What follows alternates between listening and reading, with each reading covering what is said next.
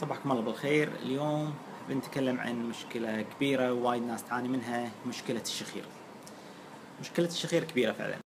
مشكلة الشخير قد تكون اجتماعية وقد تكون مرضية، تسبب حق المريض مشاكل من ضغط وسكر والله يكفيكم شر جلطات.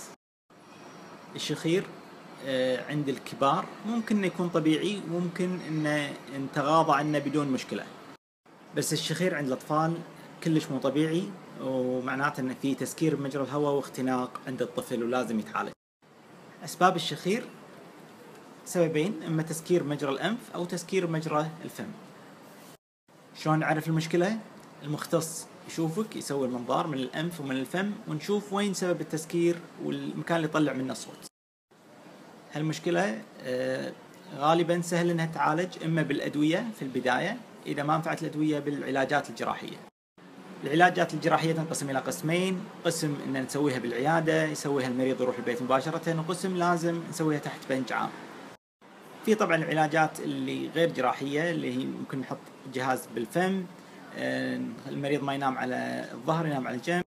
هالشغلات ممكن انها تساعد، ولكن هذه حلول مؤقتة وما تشيل الشخير، بس توخره حق ليلة أو ليلتين.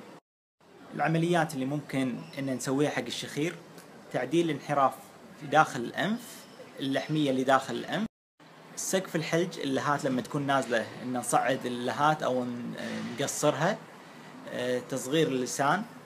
هذه انواع العمليات اللي ممكن نسويها حق الشخير، واحدة منهم او كومبينيشن اكثر من واحدة مع بعض.